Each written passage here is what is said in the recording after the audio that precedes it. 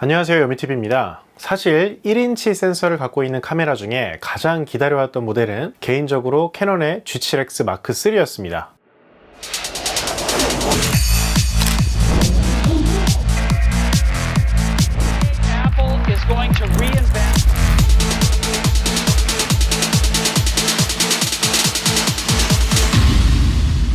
테크의 모든 것, 요미TV.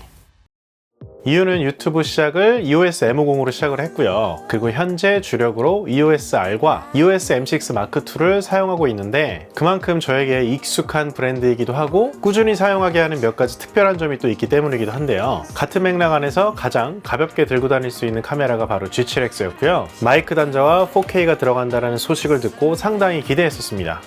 그런데 사실 구매하고 나서 얼마 안 돼서 바로 정리를 했었습니다. 결정적인 이유는 동영상에서 AF 속도가 매우 느렸기 때문인데요. 이번에 캐논에서 이 G7X Mark III를 대여해 줬습니다. 그래서 다시 한번 써볼 수 있는 기회가 생겼는데요. 그 사이에 캐논 카메라들과 관련된 뉴스들이 있었죠. 펌웨어와 관련된 부분일 텐데 일단은 G7X Mark III는요, AF와 관련된 부분은 펌웨어가 끝났고 24P가 추가되는 건 내년 초로 예정이 되어 있습니다. 이 G7X Mark III를 정리하게 된 가장 큰 요인이 AF였는데요. 펌웨어를 통해 그 AF가 얼마나 좋아졌는지를 한번 확인해 봤습니다. 먼저 요목조목 이 카메라에 대한 특징을 알아보면서 천천히 이야기를 풀어보겠습니다.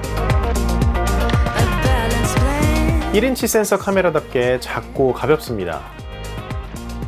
카메라의 대부분은 이러한 재질로 만들어져 있고요. 엄지와 가운데 손가락을 주로 사용하게 되는데 크기에 비해 그립감이 상당히 좋은 편이네요. 그리고 제가 캐논에서 좋아하는 것 중에 하나가 바로 빠른 기동인데요. 켜지면서 녹화 버튼을 누르면 짧은 딜레이로 바로 촬영이 시작됩니다. 이 작은 모델도 예외 없이 그렇게 작동했고요. 인터페이스를 몇 가지만 살펴보겠습니다. 작지만 오밀조밀 꽤 많이 들어가 있는데요. 가장 중요할 수 있는 노출 다이얼이 따로 나와 있습니다. 굉장히 반가운 부분이었어요. 평소에 잘 사용하는 부분이거든요. 그리고 렌즈 경통에도 컨트롤 다이얼링이 있어 사용하기 매우 편리합니다. 여기에도 컨트롤 다이얼이 있고요. 작지만 있을 건 다 있었습니다. G7X Mark III의 인터페이스의 정점은 바로 터치 디스플레이라고 생각하는데요. 스마트폰 만지듯 조작하면 됩니다. 매우 직관적이고 잘 작동해요.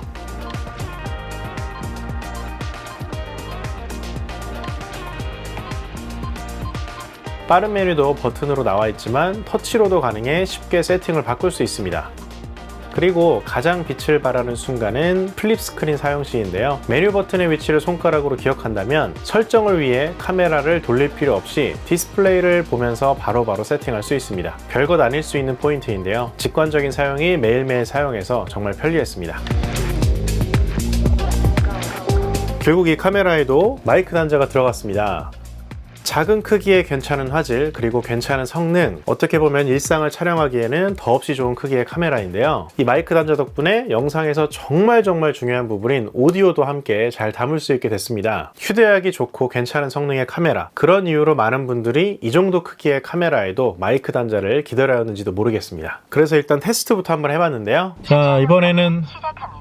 이번에는 마이크 테스트를 해보려고 카메라를 들었습니다. 실내에서 조용한 공간에서 촬영을 하고 있어요. 시동 꺼놓고 차 안이고요. 이 정도로 마이크가 들어갑니다. 내장 마이크를 사용했을 때요. 자, 그러면 이번에는 마이크를 하나 꼽고 외장 마이크 옆에 붙어 있거든요. 플러그를 꼽고 또 촬영을 해보겠습니다. 자, 이번에는 마이크를 꼽았어요.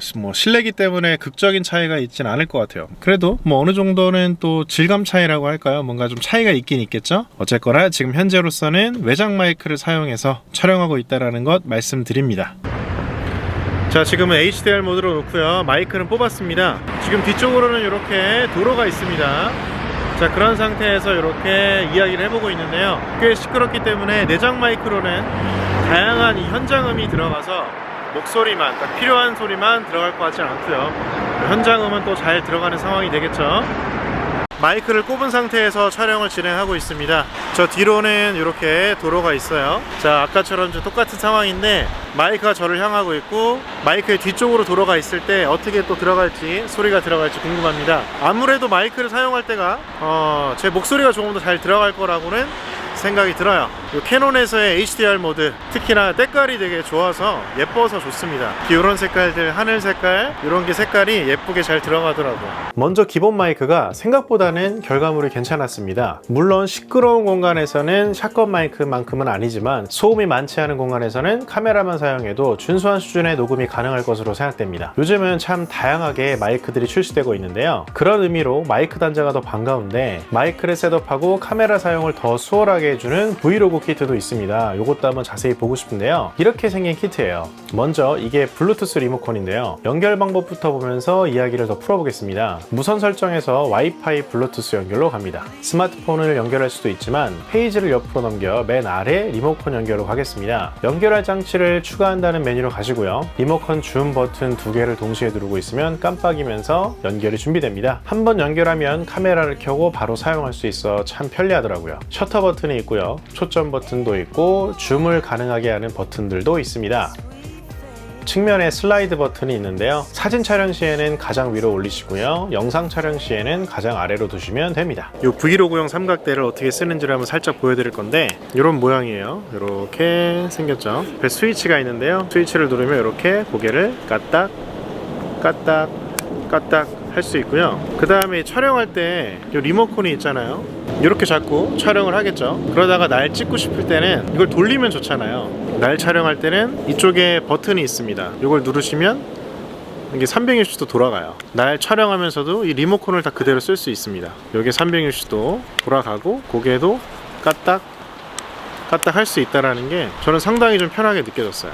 두께도 있기 때문에 그립감도 좋은 편입니다. 요건 캐논 카메라용 블루투스 리모컨입니다. BR-E1이라고. 그래서 예를 들어 카메라를 저 멀찌감치 요걸 가지고 여기에서 그냥 찍으면 돼요.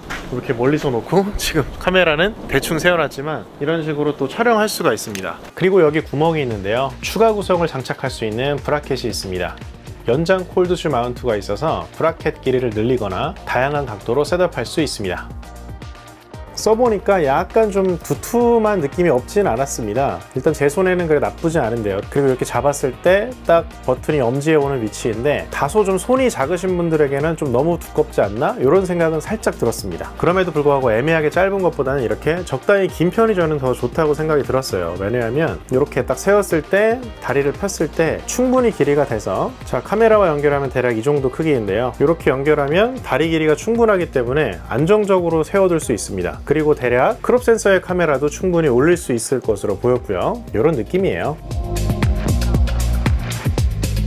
G7X Mark III는 비교적 밝은 조리개에 대략 한 4배줌 정도의 렌즈를 가지고 있습니다. 4배줌 했을 때 이 정도, 많이 튀어나오진 않죠. 최대 광각이 이 정도. 컴팩트합니다. 줌을 당겨도 F값이 경쟁작들에 비해 천천히 올라가기 때문에 작은 피사체에서는 아웃포커스 효과가 꽤 크게 나타납니다. 자, 조리개 값이 줌에 따라 어떻게 변하는지도 한번 볼게요. 대략 1.3배 줌까지가 조리개 값이 2.0이고요. 1.5배 줌까지가 F2.2, 2.1배 줌까지가 F2.5,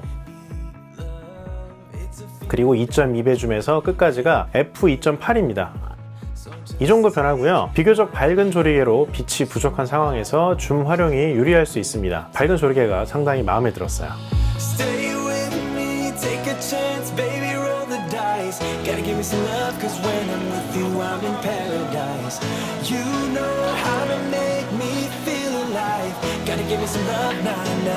반면 이 밝은 조리개가 양날의 또 검이 될 수도 있는데요. 주간에서는 영상을 촬영할 때 일단은 다른 카메라의 경우 저는 ND 필터를 달아놓고 사용하고 있습니다. 사실 뭐 없어도 뭐 크게 문제가 되진 않는데 좀 모션에서 셔터 속도가 너무 짧지 않을 때 모션이 조금 더 자연스럽게 보이는 부분이 있습니다. 그래서 ND를 사용하고 있는데요. 이 G7X Mark III는 ND 필터가 내장되어 있습니다. 그래서 주간에서 ND 필터를 사용할 때와 사용하지 않을 때 모션의 차이를 한번 살짝 보겠습니다. 자, 현재는 ND 필터가 없을 때의 움직임입니다. 추워서 혀가 꼬여서 말이 잘 안 나오네요. 자, 그리고 지금은 ND가 켜져 있을 때입니다. 손의 잔상이 보이시죠? ND를 또 야간에도 활용해 봤어요. 너무 어둡지 않을까도 생각을 해봤는데 적당히 또 빛이 있는 곳에서는 쓸만했습니다. 지난 주말에 비가 왔었죠. 가로등 빛의 빗줄기가 보였는데요. 방울이 렌즈에 떨어졌나봐요. ND를 사용하지 않았을 때가 이렇고요. 사용했을 때 이런 모습입니다. 사용하면 빗줄기가 조금 더 길어지고 왠지 감성이 더해지는 것 같더라고요. 밝은 조리개와 ND 필터가 내장된 4배줌 렌즈, 활용도가 나름 괜찮았습니다.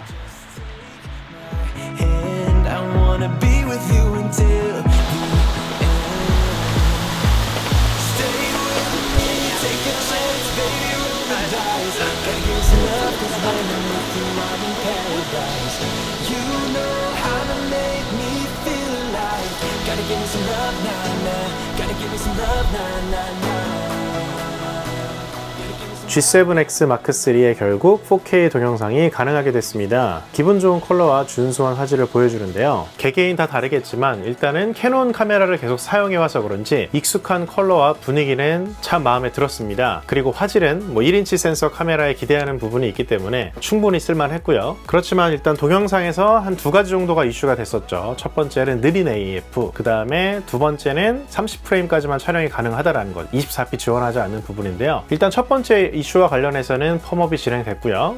아까 말씀드린 것처럼 프레임과 관련해서는 내년 초에 펌웨어를 통해 지원을 할 예정인데요. 사실 처음부터 문제없이 출시가 되면 가장 좋겠지만 그럼에도 불구하고 소비자들이 원하는 이야기를 듣고 그걸 직접 반영해주는 부분에는 긍정적으로 생각이 듭니다. 일단은 24프레임 같은 경우는 현재 테스트 해볼 수 없으니까요. AF와 관련된 부분을 한번 직접 테스트 해봤는데요. 이번 업데이트를 통해 모드 1과 모드 2가 생겼습니다. 그 차이를 먼저 한번 살펴보겠습니다. 현재 모드 1에서 촬영되고 있습니다. AF 잘 잡히나요? 모드 1,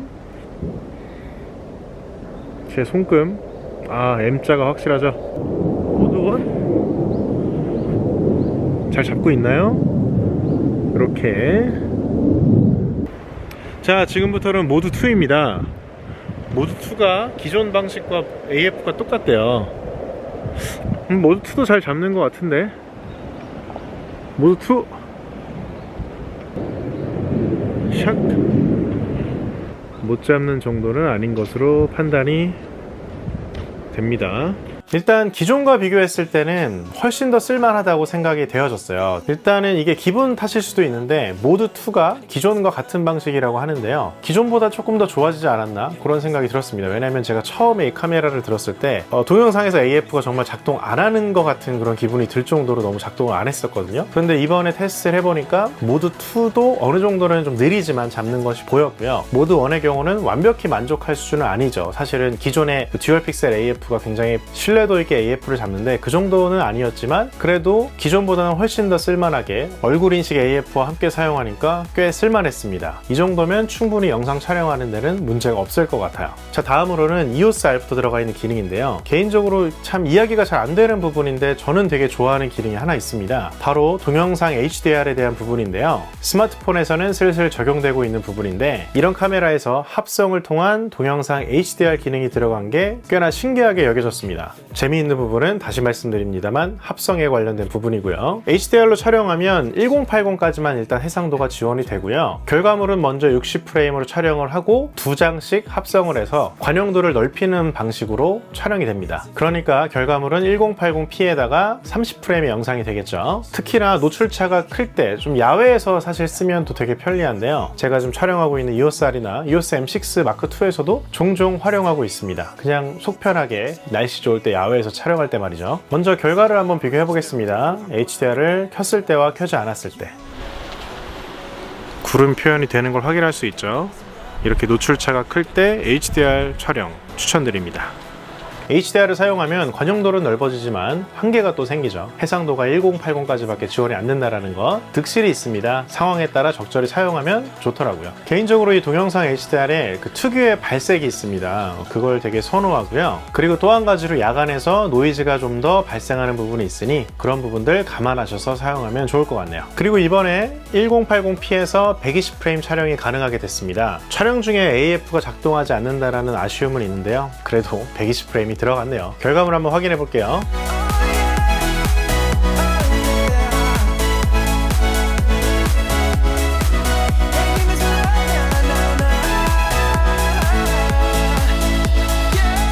손떨림 보정 메뉴는 카메라 메뉴 5번째 페이지에 있습니다. 설정은 켜고 끄기 그리고 흔들림 보정 정도를 3단계로 나누어서 촬영할 수 있는데요. 설정을 켜게 되면 기계식 손떨방과 전자식 손떨방 두 가지가 동시에 켜지는 것으로 보이는데요. 이 기능을 켜게 되면 그 정도가 약과 표준은 똑같은 사이즈, 거의 같은 사이즈로 크롭이 되고요. 강으로 하면 좀 더 작은 이미지로 크롭이 됩니다. 흔들림 정도 차이, 어느 정도 손떨방을 잡아주는지 한번 또 보도록 할게요. 자, 현재 4배 줌으로 당겼고요. IS 끄기입니다. 그냥 한 손으로 들고 편하게 찍어 보겠습니다.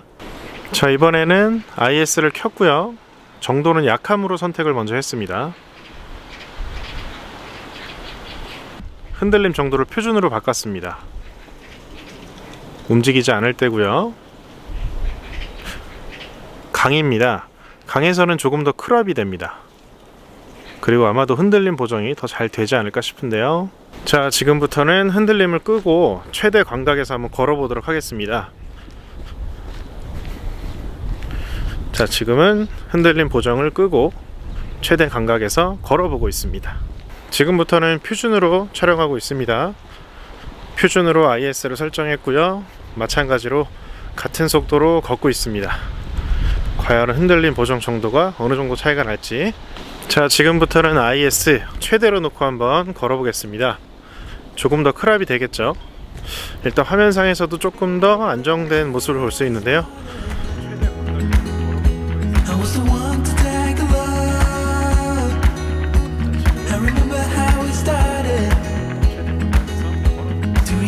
사용해보니 의외의 결과가 나왔는데요. 켰을 때 흔들림이 확실히 덜하긴 하죠. 그런데 표준이 의외로 가장 덜 흔들리는 것처럼 보이기도 했습니다. 아마도 강으로 했을 때 조금 더 크롭이 돼서 흔들림이 더 부각돼 보이는 건 아닐까, 그런 생각도 일단은 들었었고요. 아무래도 무게도 가볍고 작은 카메라다 보니까 흔들림에 더 예민하게 반응하는 것 같습니다. 그리고 개인적으로 굉장히 애용하고 있는 짐벌입니다. 크레인 M2인데요. 크롭 사이즈의 카메라부터 이런 1인치 카메라에 사용하면 참 좋은 짐벌인데요. 이 두 가지를 한번 같이 사용해 봤습니다. G7X 마크3를 한번 올려보겠습니다. 날이 너무 추워서 손이 시려운데요. 빠르게 한번 얹어놓고 사용을 해보죠.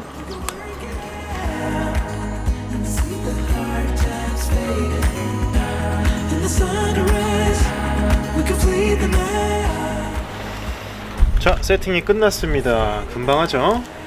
자, 버티컬 모드 되는지 확인하면 세팅은 끝난 겁니다. 버티컬 모드까지 세팅 완료. 지금은 걷고 있습니다. 뛰어볼까요?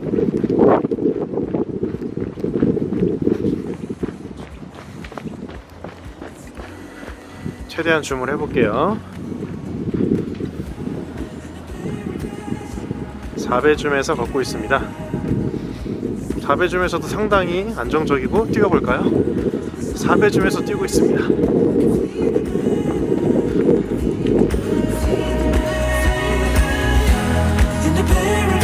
G7X 마크3 카메라에 대해서 한번 쭉 살펴봤는데요. 캐논 특유의 컬러에 대한 매력을 느끼는 분들이 많이 있는 것으로 알고 있습니다. 돌고 돌아 결국 캐논이라는 말도 그런 부분 때문에 생기지 않았나 라고 추측해 보는데요. 저의 경우 혼자 영상을 기획하고 촬영하고 편집하고 모든 걸 다 혼자 하다 보니까 사실 시간과 효율이 되게 중요한 부분일 수밖에 없습니다. 그런 이유로 컬러나 보정을 가장 적게 해도 제가 원하는 분위기에 가장 비슷하게 부합하는 카메라의 종류들이 아마도 캐논이 아닌가 싶은데요. 그런 맥락에서 봤을 때 이 G7X 마크3도 마음에 들었습니다. 물론 아쉬운 점도 없지 않았습니다. 한 2가지 정도 뽑을 수 있을 것 같아요. 작은 배터리 크기와 4K 촬영 시간 제한, 이 정도가 될 것 같은데요. 일단 배터리의 경우는 이 카메라 자체가 작기 때문에 이 카메라의 부피를 키우지 않는 이상은 쉽게 해결될 부분 같지는 않습니다. 그런 이유로 카메라를 많이 사용하실 것 같은 분들은 추가 배터리를 하나 정도는 더 준비해 두시는 걸 추천드리고 싶어요. 저도 테스트를 하면서 배터리가 바닥이 나서 테스트를 하다 말고 집에 왔던 적도 있었거든요. 그리고 4K의 경우는 9분 59초, 10분에서 1초 빠지는 시간까지 촬영 제한이 됩니다. 사실 이 작은 카메라로 저의 경우라면 그렇게 장시간 촬영할 것 같지는 않은데, 그럼에도 불구하고 어느 정도 또 발열 문제도 있기 때문에 촬영을 연속으로 하게 되면 또 발열 때문에 촬영이 안 되는 부분도 있어서 배터리 크기와 어느 정도의 그 발열 그리고 촬영 시간 제한은 좀 해결이 됐으면 하는 부분은 있습니다. 아마도 그런 부분은 또 차기작에서 어느 정도 해결이 돼서 나오겠죠. 그럼에도 불구하고 일단 저는 이 카메라를 메인이 아닌 서브로서 생각할 것 같은데요. 그런 의미로 봤을 때는 제가 캐논에서 즐겨 사용하는 기능들을 대부분 다 갖고 있고, 같은 맥락의 컬러를 또 갖고 있고, 또 인터페이스나 이런 부분들까지도 비슷하기 때문에 서브 카메라로서는 굉장히 유용하게 사용할 것 같습니다. 그런 의미에서 일단 대여를 받긴 받았는데 다시 드릴지 말지를 지금 심각하게 또 고민을 하고 있네요. 자, 여러분들의 의견 또 되게 궁금하고요. 이 긴 영상 봐주셔서 너무나 감사합니다. 다음 영상에서 또 뵙겠습니다. 빠이염.